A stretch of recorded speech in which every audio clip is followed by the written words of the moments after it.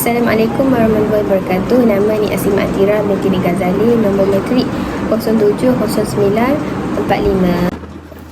Zaman Kesultanan Melayu Melaka merupakan fasa penting dalam sejarah tanah Melayu kerana menandakan awal dari sistem politik yang dikenal sebagai kerajaan. Sebelum Kesultanan Melayu Melaka, terdapat beberapa kerajaan Melayu seperti Langkasuka, Sriwijaya, Gangga-Negara, Palembang dan Temasek di Kepulauan Melayu. Namun kebanyakan daripada mereka ni tak mampu bertahan lama. Kesultanan Melayu Melaka muncul sebagai institusi yang kuat dan berpengaruh membawa perubahan besar dalam politik dan ekonomi kawasan tersebut. Kejayaan Kesultanan Melayu Melaka juga membuktikan keberhasilan dalam membangun dan mempertahankan kestabilan politik, menjadikan kerajaan yang berperan sentral dalam perkembangan masyarakat Melayu. Dengan demikian, Kesultanan Melayu Melaka ini memegang peranan penting dalam membentuk identitas dan sejarah tanah Melayu.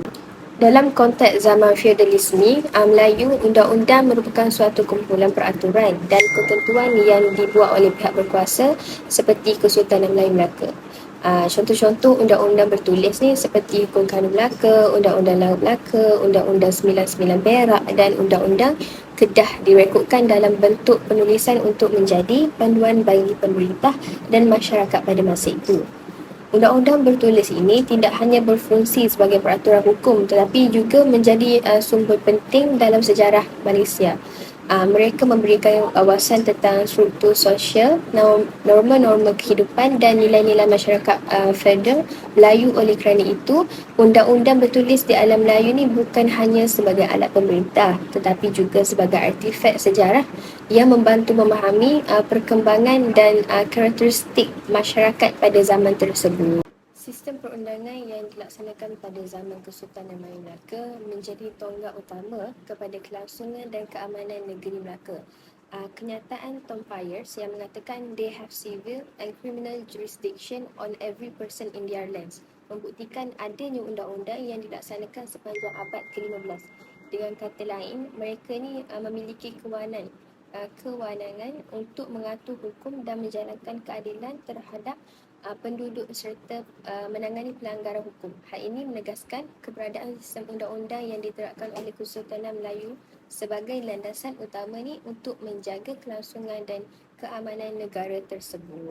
Saya Nurmalina binti Zainuddin, nombor matrik 071244. Hukum Kanun Melaka boleh disebut sebagai undang-undang barat yang mengandungi 44 fasal. Undang-undang ini telah disusun sepenuhnya oleh Sultan Mansur Shah setelah diasaskan oleh Sultan Muzaffar Shah. Ia mengandungi hal-hal tanggungjawab Sultan yang Pembesar, jenayah, kekeluargaan dan ekonomi. Pengaruh hukum Kanun Melaka ini terselah apabila negeri Perak dan Pahang memperkenalkan Undang-Undang 99 dan Hukum Kanun Pahang. Seterusnya, Hukum Kanun Melaka mengandungi beberapa fasal. Fasal pertama mengandungi lebih kurang 44 fasal. Fasal kedua menyentuh bidang kuasa raja. Fasal ketiga menyentuh bidang kuasa pembesar. Fasal keempat menyentuh tentang pantang larang dalam kalangan anggota masyarakat. Fasal 5 menyatakan tentang hukuman terhadap kesalahan jenayah awam. Dan pasal 6 menyatakan tentang undang-undang keluarga. Hukum Kanun Melaka terbahagi kepada 4. Yang pertama ialah jenayah, iaitu perbuatan yang menggugat ketenteraman dan keharmonian Kesultanan Melayu Melaka. Hukuman akan dikenakan terhadap perbuatan jenayah seperti membunuh, menikam dan mencuri.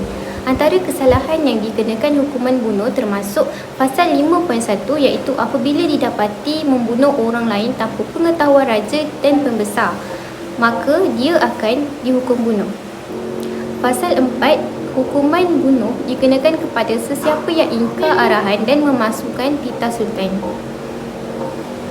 Yang kedua ialah peranan sultan dan pembesar. Setiap pembesar mempunyai peranan dalam pentadbiran dan perlu arif dalam hal berkaitan pelaksanaan undang-undang. Fasal 1 dijelaskan tugas sultan, bendahara, temenggung dan penghulu bendahari. Yang ketiga ialah kekeluargaan. Ia bertujuan mewujudkan keharmonian dalam keluarga dan menyelesaikan masalah yang dihadapi dalam keluarga atau dalam perkahwinan. Fasal 26, pernikahan memerlukan 4 orang saksi. Jika tidak cukup 2 memadai. Hamba abdi dan wanita tidak boleh menjadi saksi dalam pernikahan. Yang keempat ialah ekonomi. Ia mempunyai peraturan yang jelas mengenai urus niaga untuk mengawal perdagangan.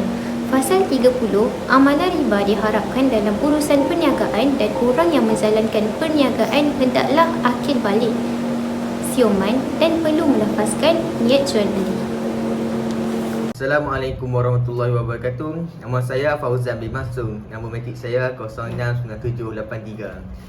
Sekarang saya akan menerangkan tentang Undang-Undang Laut Melaka. Undang-Undang Laut Melaka ini telah disusun oleh beberapa nahkoda yang terkenal di Melaka dan diperkenalkan oleh Sultan Mahmud Shah pada tahun 1488 hingga 1511. Undang-undang ini berkuat kuasa semasa pelayaran.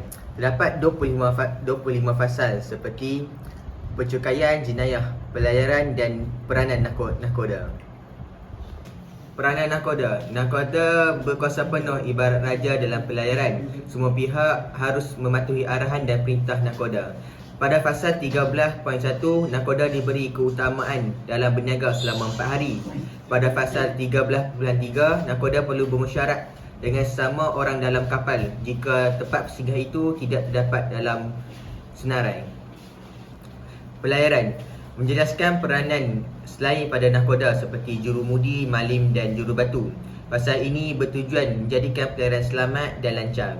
Pada fasal 9, malim perlulah arif tentang ilmu laut dan pelayaran seperti mengetahui keadaan ombak, arus dan kedudukan bulan dan bintang agar pelayaran selamat sampai.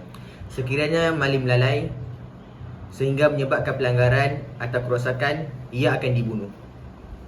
Bismillahirrahmanirrahim. Assalamualaikum warahmatullahi wabarakatuh. Saya Abdul Syed bin Abdul Aziz, 0925.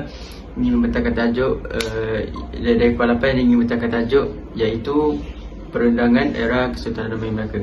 Saya akan bentangkan tajuk kecilnya yang bermula dari jenayah. Jenayah ialah perbuatan yang berlaku dalam kapal akan mengganggu ketenteraman dan keamanan dalam kapal. Pasal ini menceritakan hukum bagi orang yang membunuh, mencuri dan memberontak. Pasal 5, orang yang berkelakuan seperti lokal jahat dan membunuh akan dihukum dengan hukuman yang berat iaitu mati. Yang seterusnya ialah percukaian. Percukaian di dalam sistem Kesultanan Melaka ialah sistem percukaian yang adil dan sistematik.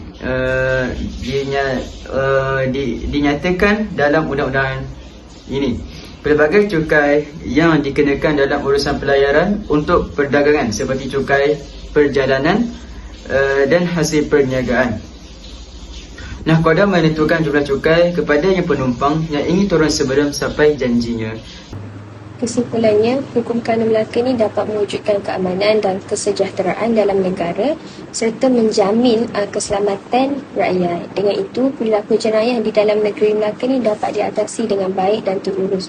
Hal ini demikian kerana setiap jenayah akan dikenakan hukuman yang setimpal. Sebagai contohlah, kesalahan membunuh akan dibalas dengan hukuman bunuh. Ini sudah tentu akan menjadi peringatan dan rakyat takut melakukan jenayah, sekaligus negara akan aman serta keselamatan rakyat lain terpelihara.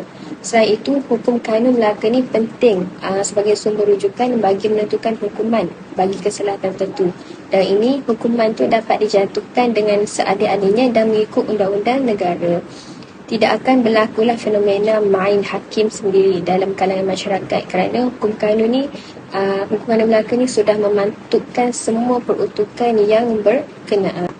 Seterusnya, kewujudan Undang-Undang Laut Melaka juga mencerminkan kesadaran masyarakat Melayu pada zaman Kesultanan Melayu Melaka terhadap pentingnya struktur pentadbiran yang teratur baik di darat maupun di laut. Dengan mengembangkan undang-undang maritim mereka menunjukkan pemahaman mendalam terhadap kebutuhan pengurusan sistematik dalam hal ehwal kelautan.